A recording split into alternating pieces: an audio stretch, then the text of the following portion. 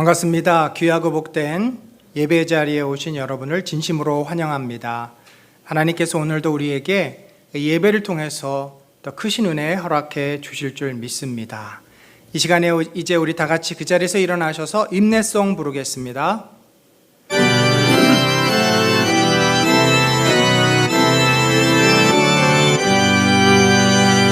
다 찬양하여라 전능왕 창조의 주께 내어나 주 찬양 평강과 구원의 주님 성도들아 주 앞에 이제 나와 즐겁게 찬양하여라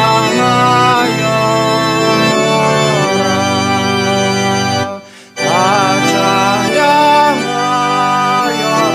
온 영광 마음을 바쳐 이 세상 만물이 주 앞에 다 나와 찬양 성도들아 기쁘게 소리 높여 영원히 찬양하여라.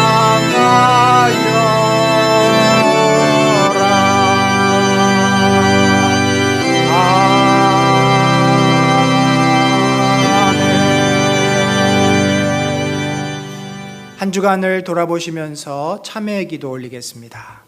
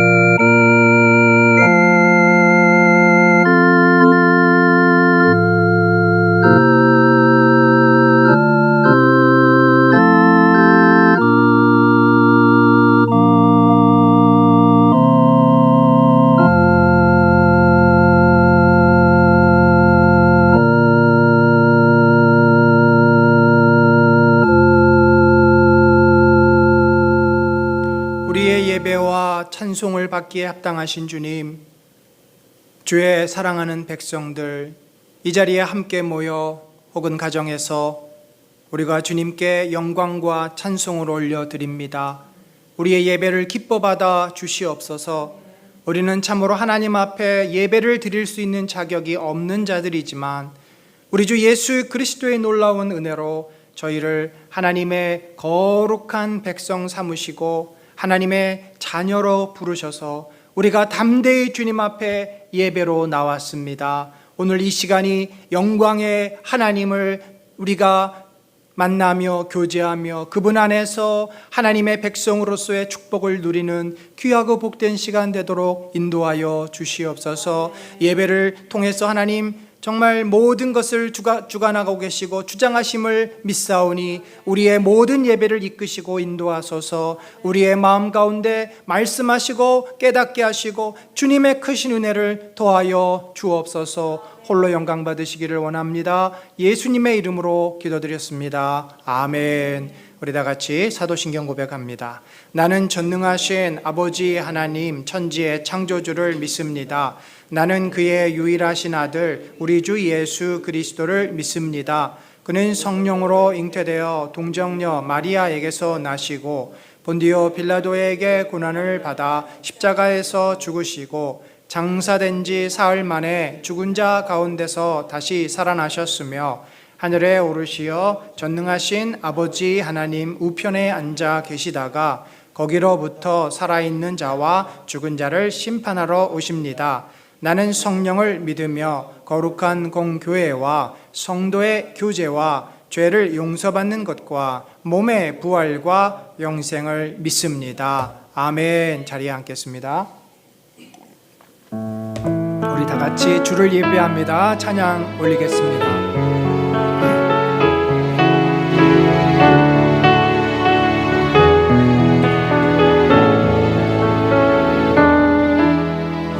만물을 지으시고 여전히 다스리는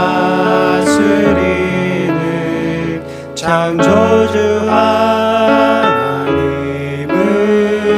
우리는 믿습니다. 이 시간 함께 모여 우리를 원하시는 사랑의 하나님을 예배합니다.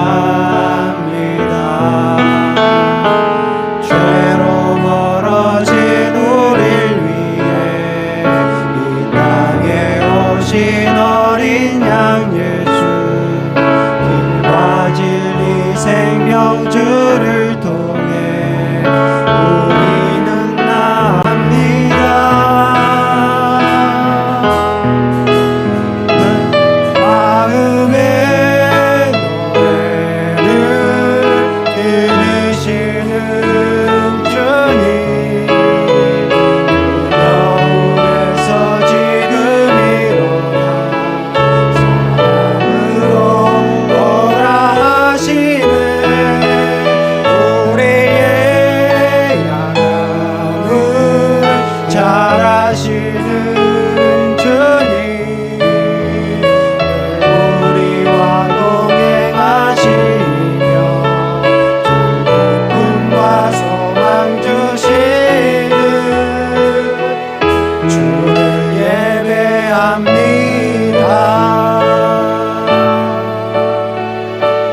만물을 지으시고 여전히 다스리는 창조주 하나님을 우리는 믿습니다. 이 시간 함께 모여 우리를 원하시는 사랑의 하나님을 예배합니다. 죄로 벌어진 우릴 위해 이 땅에 오신 어린 양 예수, 길과 진리 생명주를 통해 우리는 나갑니다. 마음의 노래를 들으시는 주님, 두려움에서 지금 일어나 사랑으로 오라 하시네. 우리의 약함을 잘 아시는 주님, 늘 우리와 동행하시며 기쁨과 소망 주시는 마음의 노래를 들으시는 주님, 두려움에서 지금 일어나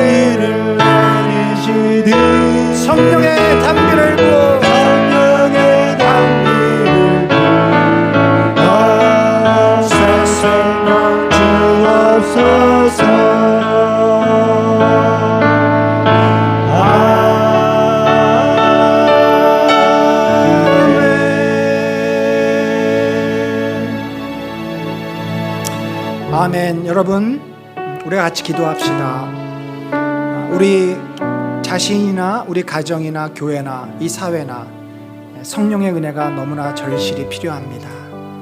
이 땅에 지금 겪고 있는 이 코로나 시대를 교회가 또 우리 각자가 겪고 있으면서 무엇으로 우리가 이 어려움들을 극복하고 그 속에서 열매를 맺을 수 있겠습니까? 바로 성령께서 우리를 인도하실 때일 때입니다. 우리가 온전히 주님의 인도를 받읍시다. 하나님, 우리 주 예수 그리스도 주의 영 성령께서 교회를 지켜주시고 특별히 우리 가정을 보호하여 주소서. 그것이 주님이 기뻐하시는 거룩한 공동체로 회복되게 하시고 우리 각자가 이 어렵고 힘든 시기를 지나면서 믿음의 사람으로 새롭게 회복되게 하여 주옵소서. 우리 시간에 같이 기도합니다.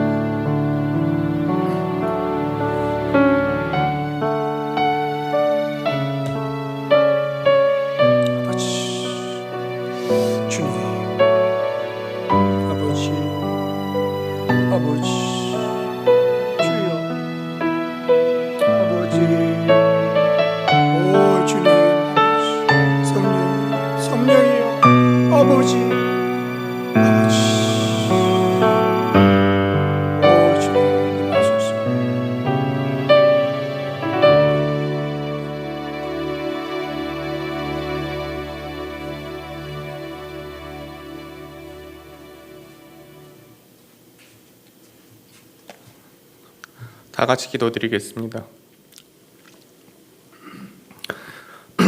주 여호와 하나님 이름을 불러봅니다. 늘 동행하시는 하나님, 당신의 이름을 높이 찬송합니다. 아버지 감사합니다. 오늘 거룩한 주일을 맞아 주의 전에 나와 예배를 올리게 해주신 은혜에 감사드립니다. 각 처소에서 또 예배의 전에서 진정과 간절함을 가지고 우리 성도 모두가 한 마음으로 경배를 올릴 수 있도록 허락하소서. 숨을 턱턱 막히게 했던 더위가 언제였던가 할 만큼 아침 저녁으로 선선한 바람이 불어옵니다. 계절의 바뀜을 몸으로 느끼며 하나님의 섭리도 체감하고 있습니다. 찬찬히 살펴보면 내 주위에 너무 감사할 일이 많은데 일상이란 이름 속에서 그냥 스쳐 지나가는 일로 치부하고 있음을 고백합니다. 용서해 주시옵소서. 아울러 하나님께서 주신 숨결 하나하나, 하나님께서 지으신 만물 하나하나가 모두 주의 뜻에 따라 움직이고 있음을 기억하기를 소망합니다. 만물을 주관하신 하나님 아버지, 늘 아버지의 말씀과 사랑을 기억한다고 하면서도 잊고 있습니다. 어리석고 교만한 저희를 용서해 주시옵소서. 죽어가는 이 땅을 살리기 위해 하나님께서 허락하신 질서를 비이성적인 것으로, 감상적인 것으로 치부하는 우리의 아드남을 긍휼히 여겨 주소서. 하나님의 말씀을 따라 충실하게 살아본 적도 없으면서 하나님의 말씀 안에서 산다고 하면서도 내 욕망대로 사는 저희의 죄를 용서하여 주시옵소서. 짧은 인생, 한 줌의 티끌만큼 보잘것없는 삶이지만 남을 미워하며 죽어가는 미련한 인생 되지 않게 하옵시고 오직 십자가의 사랑 안에서 이웃을 사랑하고 주의 은혜 누릴 수 있게 인도해 주시옵소서. 스스로 사랑받을 만한 자격이 있다고 착각하며 그렇지 않은 세상에 분노하고 스스로 누군가를 사랑하는 척 위선과 가식 속에 살아가는 미련한 인생 되지 않게 하옵소서. 진정 아무 자격 없는 저희를 위해 십자가의 보혈을 흘리신 주님의 사랑을 감사와 기쁨으로 전하며 살아가는 삶을 살아가게 하소서. 성도들을 위해 기도합니다. 몸이 아픈 성도, 마음에 상처를 입은 형제 자매가 있습니다. 그들을 어루만져 주시고 치유의 은혜를 허락해 주시길 소망합니다. 주의 안에서 영육간의 강건함을 주시옵소서. 항암 치료를 받고 있는 오진선 권사님을 비롯해 영규리 집사님의 어머님, 장성남 집사님의 아버님 등 병으로 고통받고 있는 이들의 빠른 쾌유를 기원합니다. 이들의 손을 붙잡아 주시고 이들을 일으켜 주소서. 늘 간절히 간구하는 그들의 기도를 들어주시옵소서. 오늘 말씀을 전하시는 최종욱 목사님을 비롯해 교회에서 사역을 담당하는 최진 목사님과 이해라 전도사님, 그리고 곳곳에서 수고를 아끼지 않는 손길들도 기억해 주소서. 최 목사님의 말씀을 전하실 때 성령님이 임하시고 말씀을 전하는 저희에게도 깊은 은혜 내려주시옵소서. 이 예배를 시작하는 시간입니다. 마치는 시간까지 주님 동행하여 주시고 늘 함께하여 주시옵소서. 감사드립니다. 모든 말씀 예수 그리스도의 이름으로 기도드렸습니다. 아멘.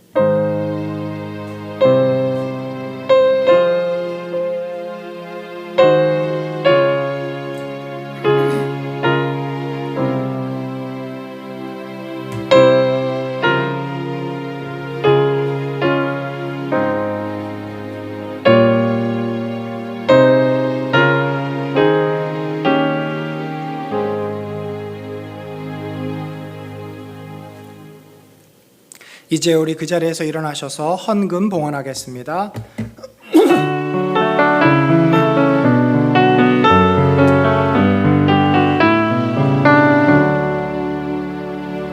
내게 있는 향유로가 주께 가져와 그 발 위에 입 맞추고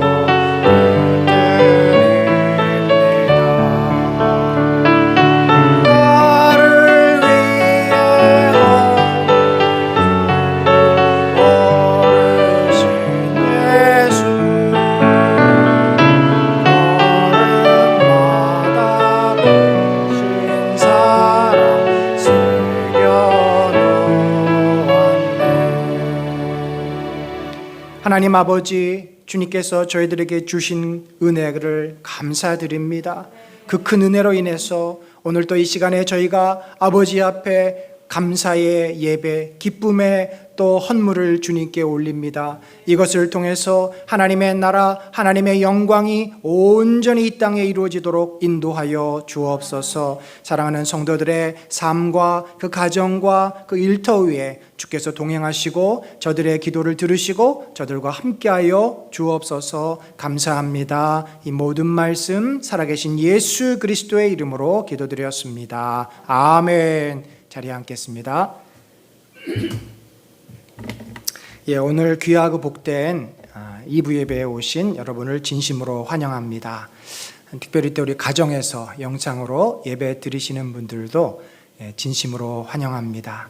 하나님의 그 놀랍고 크신 은혜가 우리 사랑하는 성도들의 가정과 또 우리 자녀들 그리고 일터에 늘 넘치기를 간절히 축원합니다.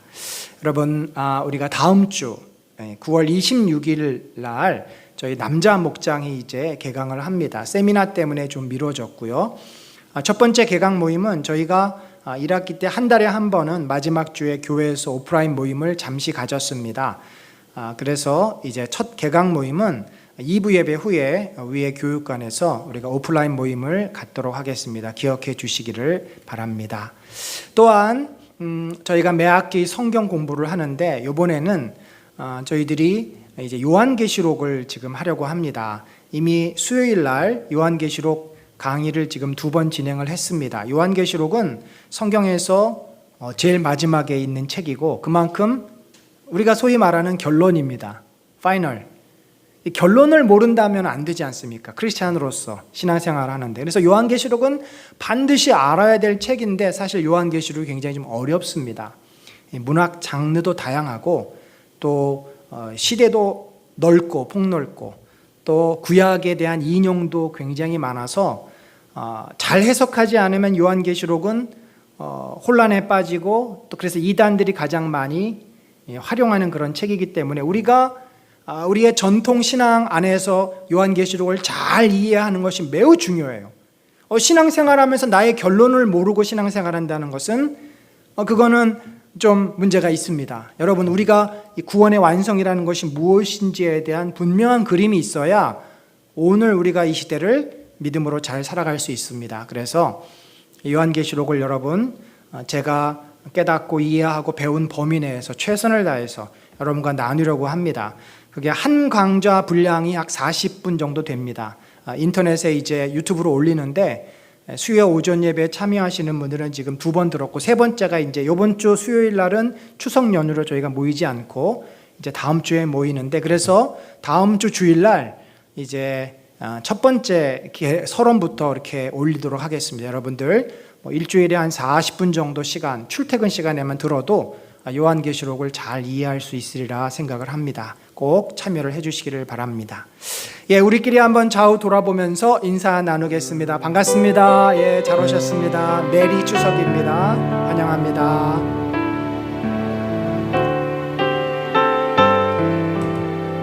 예, 우리 가정에서 예배 드리시는 분들에게도 메리 추석입니다.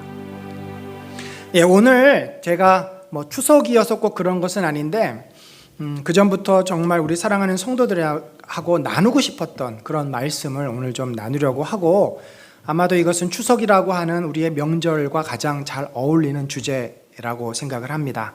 제목은 가정을 살리는 가족기도회라는 제목이고요. 본문은 사도행전 2장 44절로 47절까지입니다. 우리 한 절씩 교독하겠습니다. 믿는 사람이 다 함께 있어 모든 물건을 서로 통용하고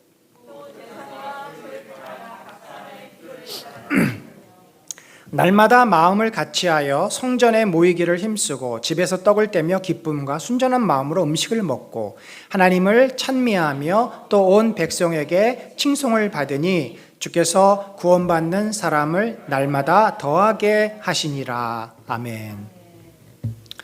여러분 혹시 돌밥이라는 말을 들어보셨습니까? 벌써 이 주부들은 딱 고개를 끄덕끄덕이시는데, 돌아서면 밥하고 이 코로나 시대에 우리 주부들이 겪는 애환을 누가 그렇게 인터넷에 올렸더라고요. 아이들이 요즘 줌으로 집에서 많이 수업을 합니다. 또 남편들이 재택을 하거나 혹은 출근을 해도 이전처럼 회식 자리가 많지 않아서 일찍 또는 늦게라도 집에 들어와서 꼭 밥을 이제 내놓으라고 요구를 하시죠. 그러다 보니까 우리 주부들은 아침은 물론이거니와 점심과 저녁까지도, 그전에는 저녁은 다들 나가 있으니까 대충 알아서 먹을 수 있고 저녁은 또 먹고 들어오니까 신경을 안 써도 됐는데, 요즘은 삼시기들이 다 많이 늘어나는 그런 시대를 우리들이 살고 있습니다. 근데 사실 여러분 이것이 굉장히 좋은 거예요. 원래는 가족들이 같이 식사할 수 있는 시간이 많다는 것이 얼마나 즐거운 일입니까? 좋은 일입니까?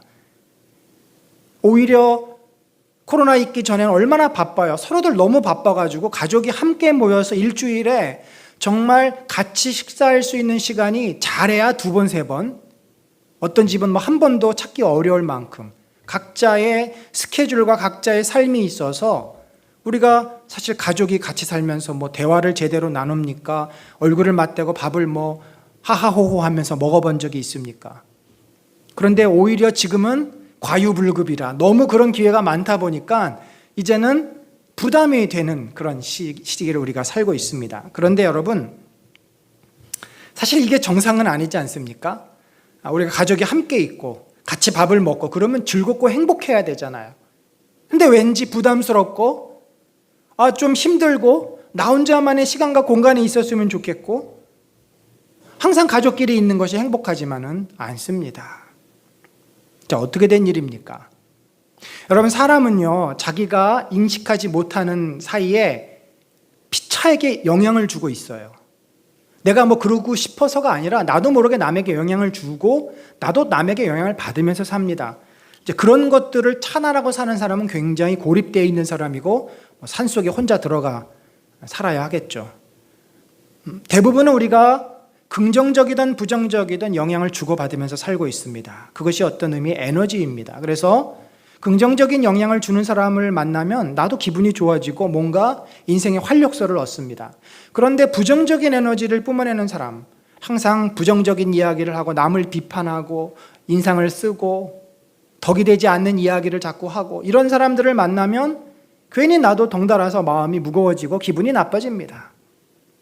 여러분, 그래서 우리가 가족이 함께 모이면 서로가 이 긍정 에너지를 막 나눠줘야 되는데 우리가 사실 그렇지 못하잖아요. 우리에게는 긍정 에너지도 있지만 부정적인 에너지도 많습니다. 그러니까 가족들이 함께 모인다고 해서 서로에게 행복을 주고 행복한 가정이 자연히 이루어지지 않는다는 말씀입니다. 여러분, 저는 오늘 그래서 우리가 이 문제를 어떻게 해결하겠습니까? 우리의 문제가 뭡니까? 막 이런 것을 찾고 그 원인에 대해서 이야기하려고 하는 것은 아닙니다. 설령 우리가 그 원인을 안다고 하더라도 우리는 고칠 수 있는, 바꿀 수 있는 능력이 없습니다. 다만 오늘 제가 여러분하고 같이 말씀을 나누고 싶은 것은 우리의 현실, 우리의 이러한 현실을 그대로 인정하고 받아들이고, 그렇다면 성경에서 하나님께서 우리에게 주신 말씀 속에서 우리의 이러한 현실을 어떻게 다루어야 하는지에 대해서만 이야기를 하려는 거죠. 그러니까 우리의 현실을 인정하고 그 현실에 대해서 가정이 겪고 있는 그 버겁고 무겁고 힘든 현실을 인정하고 그것에 대한 성경적인 대안을 우리가 찾아보자는 말씀입니다. 물론 가족 사이에 많은 문제가 있죠. 여러 가지 문제가 있는데 가장 중요하고도 시급한 문제 중에 하나가 바로 대화 부족이라고 저는 생각합니다. 서로 함께 이야기하고 소통하는 시간이 절대적으로 부족합니다. 여러분 가족들하고 하루에 10분 이상 대화하신 분 계십니까? 10분 이상 대화하면 굉장히 많이 하는 겁니다. 우리가 심각한 문제가 있어서 서로 다투거나 자기 의견을 막 얘기할 때는 10분, 30분, 1시간도 할 수 있겠죠. 그러나 그런 거 말고 우리의 삶을 공유하고 우리의 인생의 수많은 경험들을 같이 나누면서 한 30분 이렇게 이야기하는 것은 정말 어렵습니다. 거의 불가능합니다. 우리가 10분 정도 이야기를 한다 하더라도 그 이야기의 내용을 이렇게 되짚어 보면 대부분 무슨 이야기를 할까요? 일상적인 이야기죠. 직장에서 있었던 일 이야기할 수도 있고, 아이들에 대해서 이야기할 수도 있겠고, 시장 가서 뭘 샀던 물건에 대한 이야기를 할 수 있겠고, 그러니까 우리가 살아가는 눈에 보이는 이 현상에 대한 이야기가 사실은 대부분일 것입니다. 정작 우리는 하고 싶은 이야기는 뭘까요? 오늘 마트에 갔더니 글쎄 50%를 세일해. 물론 그것도 빅 이슈고 이야기를 하고 싶겠지만 정작 우리가 누구에겐가, 나를 이해해 줄 수 있는 누구에겐가 하고 싶은 이야기는 무엇입니까? 내 마음의 외침이잖아요. 내 마음의 그 울림이잖아요. 내 마음 속에 있는 그 힘겨운 인생을 살아가면서 지금까지 살아오면서 내가 겪었던 수많은 외침들이 있어요.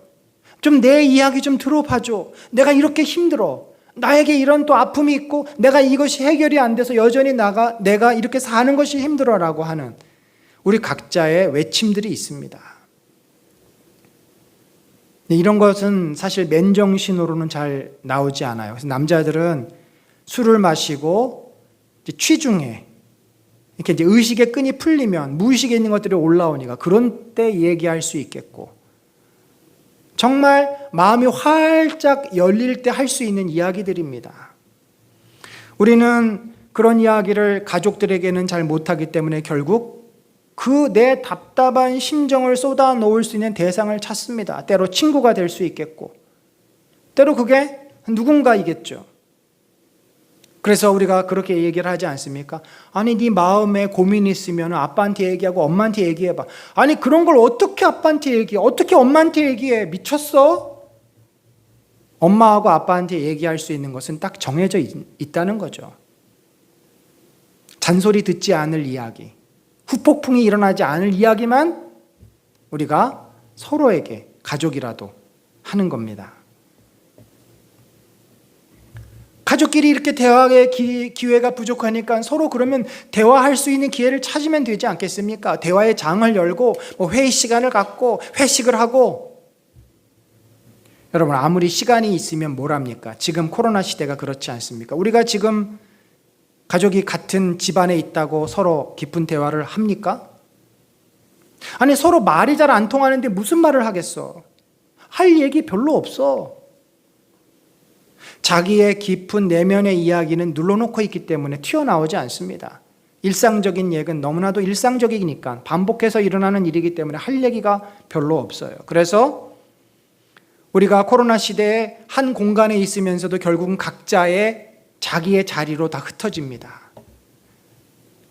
같은 집에 있지만 마음이 하나가 되지는 못해요. 마음이 나눠지지는 않습니다. 참 이것이 요즘 코로나 시대를 사는 그 우리들의 모습이 아니겠는가? 여러분, 그런데 우리 개인도 그렇고요. 우리가 속해 있는 공동체도 그렇고, 우리가 속해 있는 가족도 그렇고, 가족이 또 모이면 뭐가 되겠어요? 교회가 되잖아요. 그래서 우리가 이 현대 사회에 있어서 특별히 우리 크리스천들이 가장 소중하게 여겨야 될 공동체가 바로 가정과 교회 아니겠습니까?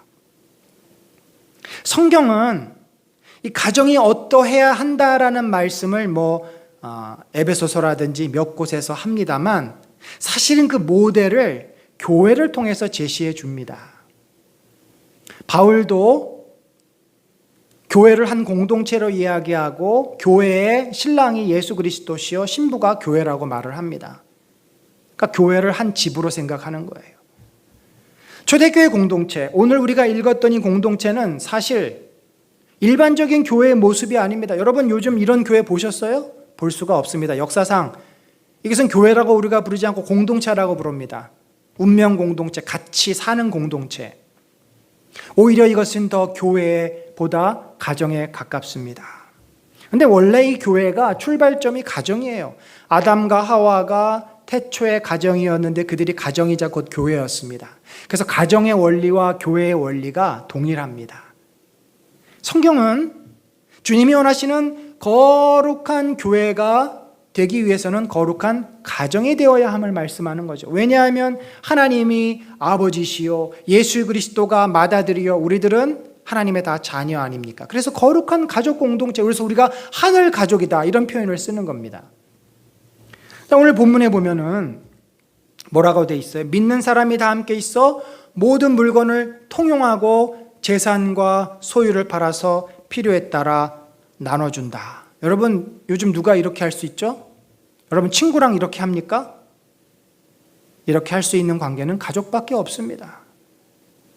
우리 가족들은 같이 물건을 써요. 물론 네 거 내 거 따지는 가족도 있을 수 있겠지만, 그렇다고 서로 사용내 내라고 그렇게 하겠습니까? 또 집안에 있는 모든 재산이 결국은 가족 모두의 것이지 않습니까? 뿐만 아니라 날마다 마음을 같이 한다. 이런 마음을 같이 한다는 게 뭐예요? 같은 생각을 하고 같은 방향을 향해 가고, 그래서 서로 이렇게 하나인 그런 관계 아니겠습니까? 우리가 한 믿음으로 교회 공동체가 됐듯이 가족도 결혼을 통해서 서로 생각도 다르고 문화도 달랐던 사람들이 한 마음을 갖게 되고 하나로 묶여지는 것이잖아요. 그래서 그들이 성전에 모이기를 힘쓰고 집에서 떡을 떼며 기쁨과 순전한 마음으로 음식을 먹고 함께 예배를 드립니다. 부모들이 신앙생활하면 아이들과 함께 예배를 드리죠. 또 같이 식사를 하는 식탁 공동체입니다. 그러니까 어디를 봐도 이 초대 공동체의 모습은 바로 가정에서부터 시작되는 모습이다. 그래서 초대교회가요, 여러분, 가정교회입니다. 이런 경험을 성령께서 임재함으로 했던 초대교회는 다 흩어지잖아요. 흩어질 때 적게는 4-5명, 많게는 10명, 15명 정도의 가족처럼 가정에서 드리는 교회가 된 것입니다. 그래서 초대교회는 가정교회예요. 가정인과 또 낯선 사람이었지만 하늘 아버지의 자녀로서 우리가 이런 삶을 살았던 초대교회, 이것이 오늘 우리 가정에 이루어져야 하는 것이 주님의 뜻입니다. 거룩한 교회로, 교회 공동체가 됨으로써 오늘날 우리 사회는 우리가 이제 불신사회잖아요. 정말 하나님을 섬기는 가정이 많지가 않습니다. 10%에서 15%밖에 되지 않아요. 그러니까 교회에서 하나님을 섬기는 훈련을 한 성도들이 이제 각자의 가정에서 그 가정을 거룩한 이런 신앙 공동체로 회복시키는 것이 우리 교회의 목표, 주님이 우리에게 원하시는 바이십니다. 자, 이렇게 우리가 가정이 서로에게 긍정 에너지를 주고 함께 있음으로 행복할 수 있는 가정, 이런 작은 천국과도 같은 가정을 만드는 것이 주님의 뜻인데 어떻게 만들 수 있냐라는 거죠.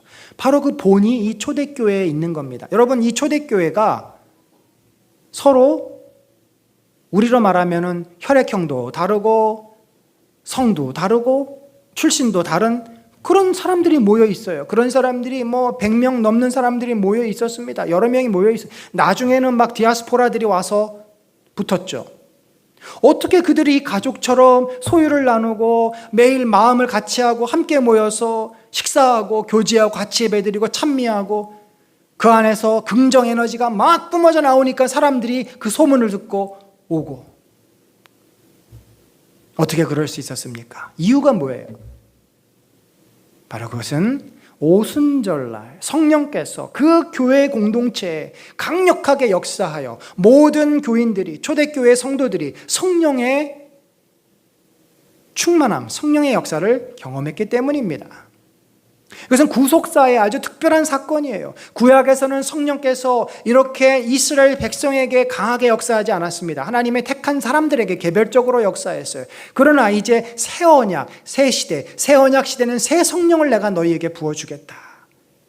바로 그 예레미야와 에스겔의 예언에 따라서 이제 초대교회 공동체에게 성령을 주셨고 그분이 찾아오셨고 예수님의 약속대로 보혜사 성령께서 오셔서 우리와 함께하며 우리를 도우시고 우리가 거룩한 주의 백성으로 살도록 인도하시는 겁니다. 그러니까 교회의 주인이 베드로나 요한이나 야고보가 아니라 성령님이 되니까 이런 아름다운 공동체가 이루어질 수 있었던 것이고, 그 성령께서 우리 가정에 역사하시면 그 가정의 주인이 아빠도 아니고 엄마도 아니고 아이들도 아니고 바로 성령께서, 예수 그리스도께서 그 가정의 주인이 되셔서 그 가정이 이런 아름다운 공동체로 변화될 수 있습니다. 여러분, 우리가 지난 이제 1년 동안 개인의 영성을 위해서 매일 30분 기도 훈련을 했고, 우리가 이제 지지난주부터 우리 자신의 영성 훈련을 위해서 매일 30분 영성 기도를 하지 않습니까? 우리 한 사람이 내가 주의 거룩한 백성으로 살기 위해서는 성령의 경험, 성령의 이끄심, 성령의 인도가 절대적으로 필요해요. 우리 조홍민 집사님 얼마나 오늘 참 감동적인 그런 기도를 하셨습니까? 그렇게 기도에 고백하셨던 것처럼 그런 삶을 살지 못하는 이유는 우리가 죄인이기 때문에 그렇지 않습니까? 생각은 하지만 실제로 살지 못해요. 그게 우리의 연약함입니다. 그런데 주님이 살라고 주신, 순종하라고 주신 그 귀한 삶을 우리가 어떻게 살 수 있어요? 성령께서 우리와 함께 하시고 우리의 마음을 다스리시고 우리에게 은혜를 주시면 나에게 어떤 변화가 일어납니까? 그런 말씀을 순종할 수 있는 힘이 생깁니다. 긍정 에너지가 생겨요. 그래서 내가 누군가를 용납하고 사랑할 수도 있게 되고 누군가를 품어줄 수 있는 사람으로 바뀌는 겁니다. 우리 각자의 그러한 삶도 성령의 인도를 받아야 되는데, 가정도 마찬가지예요. 우리 가정이 작은 천국이 되려 맨날 와서 엄마 아빠가 치고받고 싸우고 애들한테는 요구만 하는 그런 가정, 서로를 도구로 생각해요. 남편은 아내를 돈 버는 기계로 생각하고 부모는 아이들을 공부하는 수단으로 생각하고, 이런 가정이 아니라 서로를 있는 그대로 존중해주고 있는 그대로 받아주고 이 땅을 살면서 받았던 모든 상처와 시름과 아픔을 가족들 사이에 서로 나누면서 위로받고 새 힘을 얻는 그런 주님이 우리에게 주시기를 원하시는 가정이 되기 위해서는 성령이 우리 가정의 주인이 되셔야 합니다. 자, 그러면 어떻게 우리 가정의 주인이 성령님이 되실 수 있을까요? 그것은 바로 오늘 제가 말씀드리고 싶은 가정 기도회를 통해서입니다. 여러분, 가정 기도회가 뭡니까? 가족들이 함께 모여 기도하는 시간이에요. 같은 연장선상입니다. 우리가 기도 그러면 간구 기도를 생각해요. 주님 이것 주세요. 이거 해결해 주세요. 이거 도와주세요. 물론 그러한 중보기도, 간구기도도 의인의 역사하는 힘이 크다고 했어요. 의인의 간구는 역사하는 힘이 크다고 했습니다만, 우리가 이 영성기도를 통해서 추구하는 것이 뭐죠? 나의 내적인 변화지 않습니까? 성령이 온전히 나를 주장하시고 내가 하나님 말씀대로 사는 사람이 되는 거 아닙니까? 마찬가지예요. 우리가 이 가정기도회를 성령께서 인도하시는 가정기도회로 이끌면 가족들 간의 관계가 변화되고 가정이 진정으로 서로를 용납하는 가정이 될 줄로 믿습니다. 가장 먼저 중요한 것은 여러분이 정기적으로 이 기도회를 할 수 있는 시간과 날짜를 정하셔야 합니다. 일주일에 한 번도 좋고 두 번도 좋고 여러 번도 좋습니다. 토요일 저녁이든 저녁 식사 후, 주일날 저녁 식사 후, 우리가 마치 하나님의 자녀로서 하나님을 만나고 하나님께 교제하는 것이 주일 예배이듯이 우리 또 가족들끼리 주 안에서 성령님과 함께 만나고 교제하는 시간, 여러분 뭐 가족 회의, 가족 회식 시간을 뭐 집마다 정해놓고 하는 경우 있는데 제가 보니까 지속되는 가정이 별로 없어요. 한때 그렇게 하다가 또 사라지고 한때 하다가 또 사라지고. 가정 기도회를 아예 정해 놓으십시오. 제일 좋은 것은 주일날 이제 예배드리고 오후에 쉬고 주일 저녁 식사 후에 여러분들이 가족 기도회를 하는 겁니다. 그러면 주일을 더 온전하게 우리가 드리게 돼요. 이렇게 시간을 정해 놓으면 예를 들어서 서로 감정이 상했어요. 엄마하고 아들이 싸우고 부부 사이에 서로 마음이 좀 상했어요. 그래도 지금은 기도하는 시간이니까 서로 모이는 겁니다. 어색하고 마음이 힘들어도 기도의 자리에 나와서 함께 기도하다 보면은 그런 힘들고 어색했던 마음들이 풀어지는 놀라운 경험을 하게 됩니다. 그냥 엄마하고 아이들하고 부부 사이에 틀어졌던 마음이 회복되려면 여러 날이 필요하지 않습니까? 어떤 계기가 필요한데 우리가 기도의 자리에 모이면 자연스럽게 성령께서 우리의 마음을 풀어주세요. 우리의 마음을 회복시켜 주시고 서로 용납하게 하고 서로 자기의 잘못을 고백하게 하십니다. 이렇게 가정 기도회는 가족들을 묶어주고 서로 더 견고하게 하고 뿐만 아니라 평소에 내가 잘 알고 있다고 생각했던 나의 남편에 대해서, 나의 아내에 대해서, 나의 아이들에 대해서 새롭게 깨닫게 되는 기회가 됩니다. 여러분이 여러분 자녀를 다 안다고 착각하지 마십시다. 우리 아이들도 자기 자신의 마음을 잘 스스로 모를 때가 있어요. 그래서 우리가 이해하기 어려운, 납득하기 어려운 행동들을 하는 겁니다.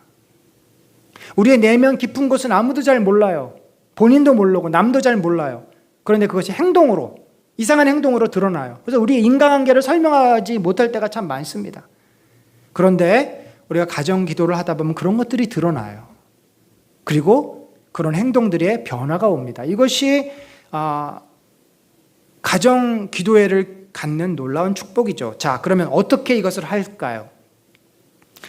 여러분이 이제 무슨 가정 예배라든지 가족끼리 이렇게 모여서 신앙적인 것들을 나누는 시간을 가졌던 분들은 바로 서로 각자의 기도 제목을 내놓고 각자의 내면의 깊은 것을 나누는 기도를 가지면 제일 좋겠지만, 여러분들이 아직은 이러한 따로 가족끼리 예배를 드린다든지 기도를 하는 정기적인 시간이 없다는 것을 전제로, 또 가족 모두가 다 신앙생활을 하지 않기 때문에 여러분 혼자나 여러분과 아이들만 신앙생활하는 분들을 전제로 제가 말씀드리면, 가장 쉽게 할 수 있는 것은 여러분 혼자서 이제 여러분 스스로가 인도자가 되어서 시작을 하는 거죠.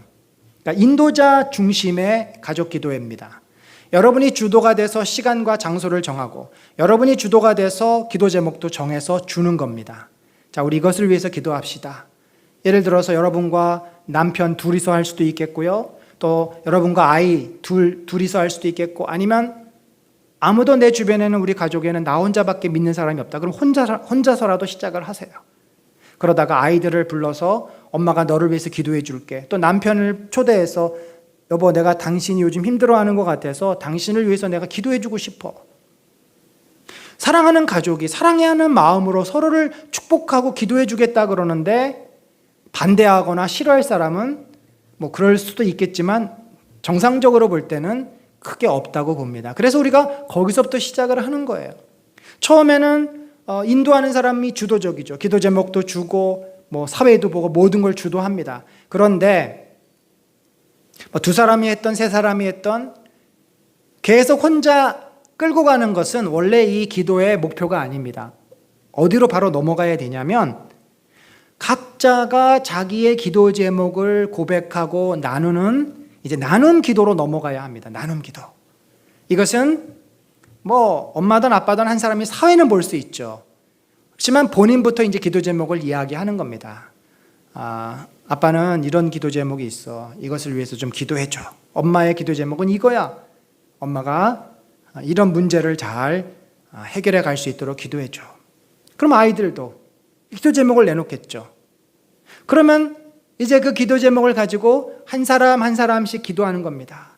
아이를 위해서 기도해 주고, 아빠를 위해서 기도하고, 엄마를 위해서 기도하고, 온 가족이 서로 합심해서 통성으로 같이 기도했을 때, 사실 기도의 내용이 별로 전달이 안 되고 기도의 내용이 잘 모른다 할지라도 그 한 사람을 향한 그 마음이 있지 않습니까? 가족이니까 그 마음을 느끼잖아요. 그 간절한 마음이 전달이 되는 겁니다. 아이들이 정말 엄마 아빠가 나를 위해서 이렇게 애절한 마음으로 간절히 그 기도하고 바라는 마음을 아이들이 받는 거죠. 그런 것들이 다 긍정 에너지가 됩니다. 그런데 이왕이면 우리가 이 기도를 제대로 해야 되는데요. 사실 이 기도 제목을 나누고서 기도합시다 하면은 그냥 어떤 형태가 되냐면 간구 기도가 됩니다. 저 내일 학교에서 무슨 시험이 있는데 그거 잘 보게 해주세요. 요번에 제가 하려고 하고 있는 일이 있는데 그게 잘 되게 해주세요. 대부분 우리가 우리 삶에 있는 문제 해결을 위한 기도 제목을 내놓게 돼 있어요. 처음엔 그렇습니다. 그러나 그것도 좋습니다. 이제 거기서부터 시작을 하는 거죠.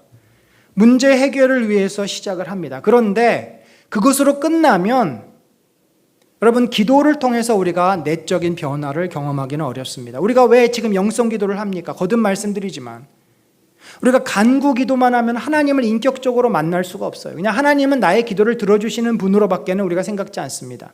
그 하나님은 수단이 되는 거예요. 가족들이 서로 모여서 서로를 위해서 중보기도해 주는데 그 기도의 제목이 다 현실적인 성적을 향상하게 해주세요. 합격하게 해주세요. 요번에 거래처랑 일이 잘 되게 해주세요. 그러면 상대방도 가족들끼리 서로도 그 문제 해결을 위한 수단밖에 안 되고 하나님은 더더욱 그렇게 되고 늘 관계가 거기서 발전이 안 됩니다. 그래서 우리가 가족 기도를 할 때 사회를 보시는 엄마든지 아빠든지 사회를 보시는 여러분이 제일 먼저 본을 보이셔야 되는데 어떤 본을 보이시냐면 여러분이 그렇게 마음에 갖고 있는 혹은 여러분 자신의 문제가 아니라도 어머니의 문제일 수도 있고 형제 자매의 문제일 수도 있고 이웃의 문제일 수도 있지만 누군가의 문제이지만 내가 그것 때문에 굉장히 마음이 쓰이고 힘들고 고민하는 것들, 그러니까 쉽게 말하면 진짜 고민거리를 기도 제목으로 내놓으시라는 겁니다. 진짜 고민거리, 마음이 힘들고 아픈 것, 내가 누군가로부터 무시를 받고 상처를 받아서 내가 그것이 계속 내 마음에 남아있는, 물론 모든 사건과 정황을 시시콜콜 다 얘기할 필요는 없겠지만 엄마의 마음이 지금 이렇고 아빠의 마음이 이래서 하나님께서 이 마음을 내게서 좀 없애주셨으면 좋겠어. 내 이 마음이 변화돼서 그 사람을 받아들일 수 있고 용납할 수 있었으면 좋겠어. 이런 그 내면에 일어나는 문제를 이야기하면 제가 볼 때 두 가지예요. 우리 아이들이 그러한 것에 익숙치 않아서 자기는 없어요라고 얘기할 수도 있겠고요. 아니면 의외로 아이들이 순수해요. 순수해서 쉽게 자기들이 느끼는 그런 감정, 속마음을 쉽게 툭 털어놓을 수 있어요. 그러고 싶었는데 엄마 아빠가 워낙 문제 해결만 이야기했기 때문에 얘기 못하는 경우도 있어요. 항상 엄마 아빠가 학교 잘 갔다 왔냐, 공부 잘했냐, 숙제했냐, 학원 갔냐, 항상 이런 어떤 현실적인 것만 얘기하다 보면 아이들이 마음의 상태, 마음의 아픔, 그런 거를 잘 얘기 못할 수도 있어요.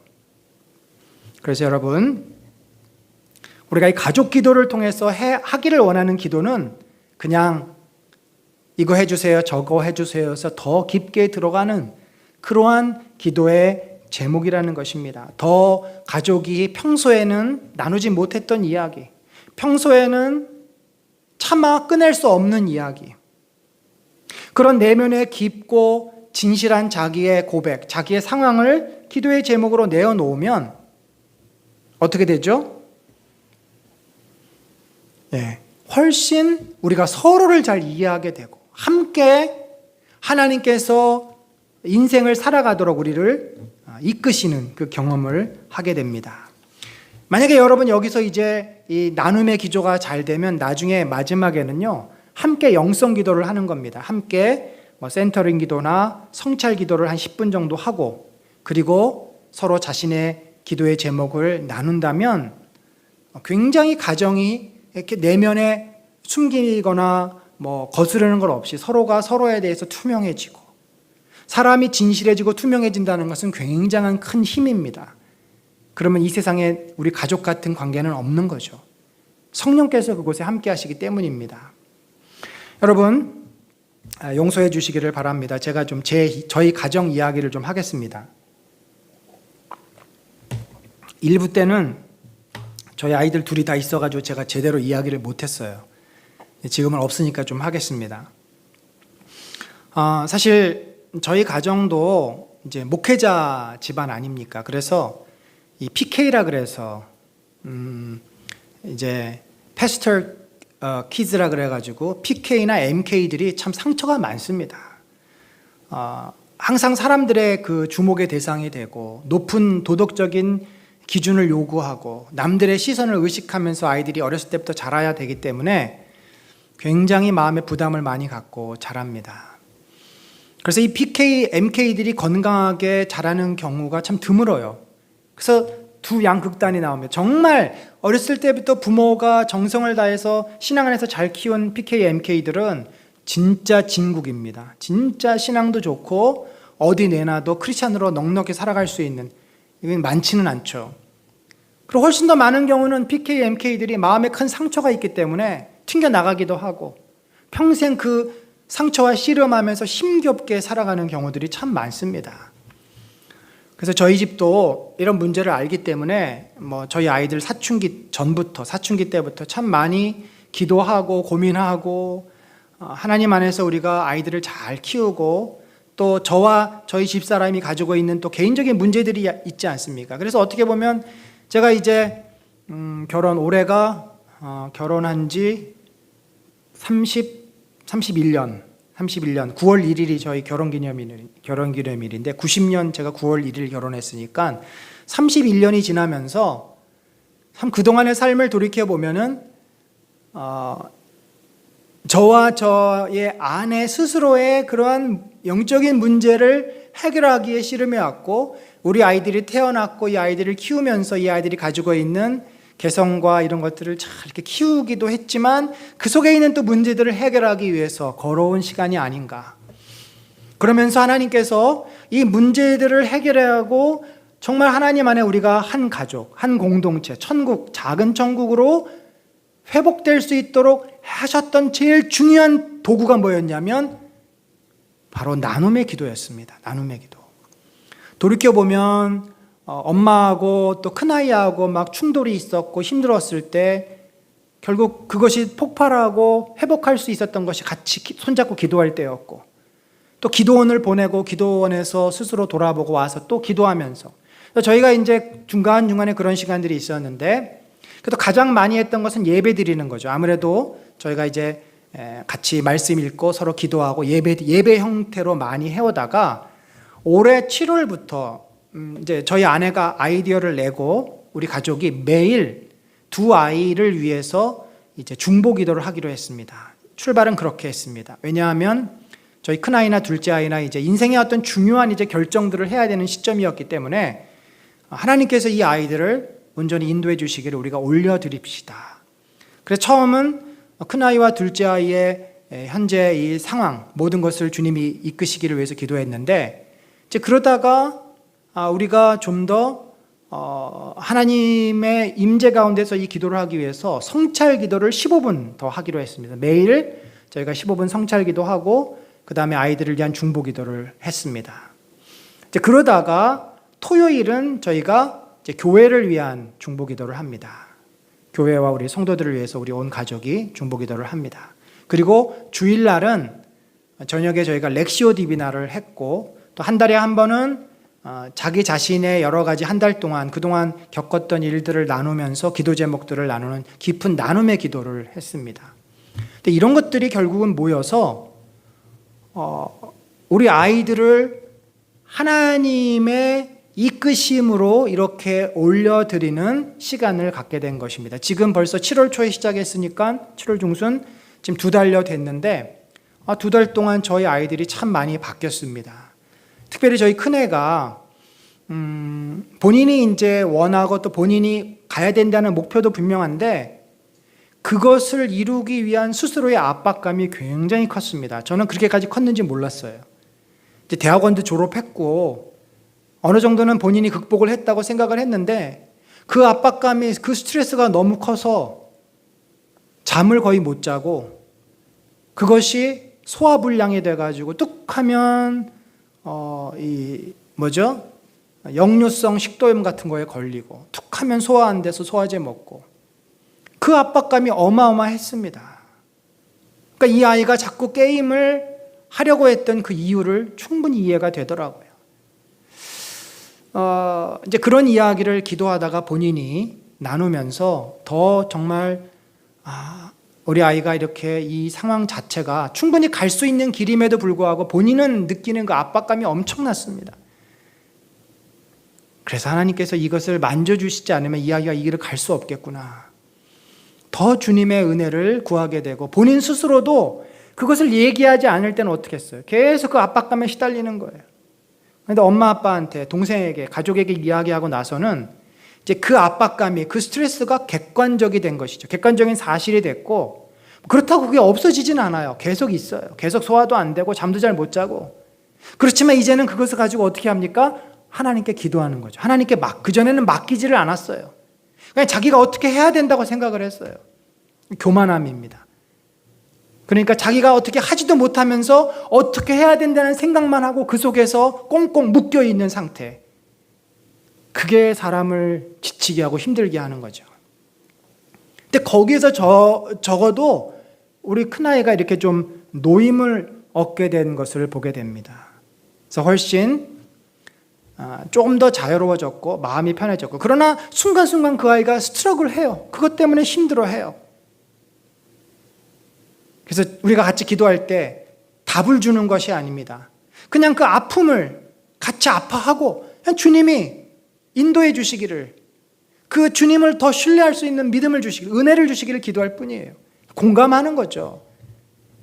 이 기도는 절대로 우리가 해결을 제시해서 요구하거나 그런 기도여서는 안 됩니다. 해결은 하나님이 하세요. 성령께서 하세요. 우리는 그냥 내 마음의 아픔과 고통을 그냥 주님께 드리는 것뿐이에요. 나누는 것뿐이에요. 우리가 어리석게도 무슨 대안을 이야기하면 그렇게 하면 될 것처럼 착각하는데 절대 여러분 그렇지 않습니다. 그게 참 우리의 어리석음이죠. 그래서 저희 둘째도 미래에 대한 굉장한 그 막연함과 두려움 때문에 늘 열등감에 시달리고 뭔가 이렇게 자기는 앞길이 막막하고 우리 두 아이들이 그런 이야기들을 평소에는 거의 안 하죠. 할 수도 없죠. 근데 기도 속에서 아이들이 기도 제목을 내놓고 같이 주님께 맡겼을 때 저희가 이 기도를 2달 이상 하면서 참 하나님께 너무나 감사했고 저희 아이들을 주님께서 이끌고 계신다는 확신이 있습니다.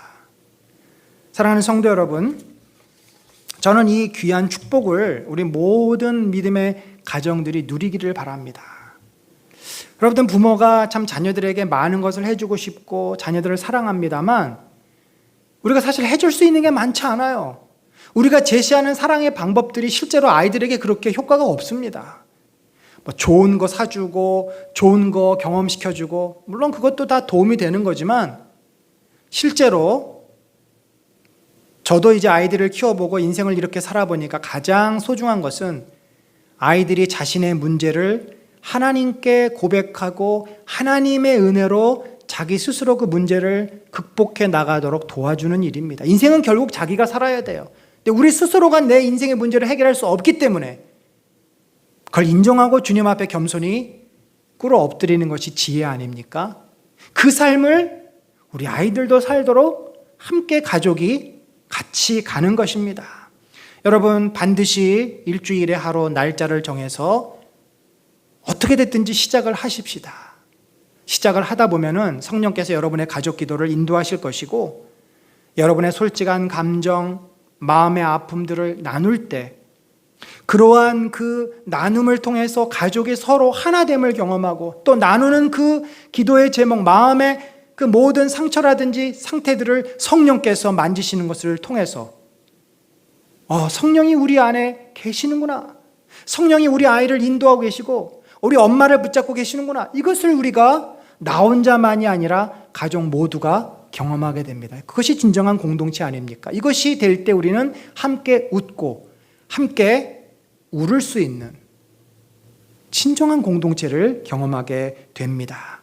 여러분 반드시 경험해 보세요. 반드시 해보세요. 그러면 서로가 서로를 더 많이 이해하게 됩니다. 아이들은 부모의 사랑을 더 많이 풍성하게 경험하게 됩니다. 가족 간의 끊어진 대화가 다시 연결이 되고 이전에는 각자가 살았지만 이제는 함께 살아가는, 함께 우리가 어려움도 함께하고 기쁨도 나눈다고 하는 진정한 공동체가 경험이 될 줄로 믿습니다. 사랑하는 성도 여러분, 가정은 하나님께서 우리가 이 힘들고 어려운 괴로운 인생을 살면서 주신 축복의 통로입니다. 천국을 우리가 미리 경험할 수 없기 때문에 교회를 통해서, 가정을 통해서 천국의 영광과 기쁨을 경험하라고 주신 곳입니다. 그런데 그곳의 주인이 한 인간이 되거나 엄마가 되거나 아빠가 되거나 누군가가 된다면 그것은 천국이 아니라 우리가 매일매일 경험하는 이 땅의 사회와 다를 바가 없습니다. 누군가의 목소리에 나는 굴복해야 되고 누군가의 목소리 때문에 나는 힘들어야 되는 이 사회와 다를 바가 없습니다. 그렇기 때문에 교회도 그렇고 우리 가정도 그렇고 성령님을 주여 어서 오시옵소서, 우리를 인도하소서 초대하는 겁니다. 무엇을 통해서? 가족 기도회를 통해서. 주님 오셔서 이거 고쳐주시고 저거 해주시고 이거 이렇게 인도해 주시라고 내가 주도권을 쥐고 내가 성령께 이것저것 요구하는 기도가 아니라 우리의 있는 모습 그대로를 드러내고 성령님 오셔서 우리를 인도하소서, 우리를 깨닫게 하시고 우리의 힘들고 지치고 상한 마음을 어루만져 주시옵소서, 우리에게 은혜를 베풀어 주시옵소서. 우리가 그렇게 기도하면, 아이들을 축복하면 오 주님, 우리 아이를 주님의 놀라운 은혜로 채워주시고 우리 남편에게 새 힘을 주시고 저에게도 용기와 힘을 주셔서 이 힘든 하루하루의 일상을 기쁨으로 잘 극복하게 하소서. 우리가 이렇게 가족 기도회를 갖는다고 한다면 유대인들이 안식일을 온전히 지키면서 가족들과 함께 누렸던 그 축복보다 훨씬 더 그 축복을 저는 우리 모든 공동체가 누리게 될 줄로 믿습니다. 그래서 우리가 주일을 그렇게 보내십시다. 주일 오전 예배를 드리고 오후에는 가정으로 돌아가서 쉬고 또 성경 공부가 있으면 성경 공부를 하고 저녁 시간에 저녁을 먹고 가족들이 모여서 그날 하루를 나누면서 또 그 한 주간을 나누면서 그동안 힘들었던 것이 있으면 서로 나누고 서로 격려하고 같이 마음을 나눌 때 주께서 그 성령께서 그 가정에 역사하시고 그러면 그들이 어떻게 됩니까? 하나님의 새 힘과 새 능력을 얻어서 또 한 주간을 우리들이 세상 속에서 믿음으로 살아낼 줄로 믿습니다. 그런 귀하고 복된 은혜가 우리 사랑하는 성도님들의 모든 가정에 넘치시기를 간절히 축원합니다. 하나님, 참으로 저희들은 연약하고 어리석은 죄인들입니다. 우리 혼자의 힘으로 이 세상을 도무지 살 수 없습니다. 심지어 우리 아이들조차도, 우리 자녀들조차도 신앙 안에서 키운다는 것이 너무나 어렵고 힘듭니다. 그러하오니 모든 것을 주님께 맡깁니다. 그저 주님 앞에 꿇어 엎드려 우리 아이들과 함께 우리의 가정을 주님이 인도하시고 주장하시고 이끌어 주옵소서. 우리들의 인생을 책임지시는 주님, 우리 아이들의 인생도 책임져 주시옵소서.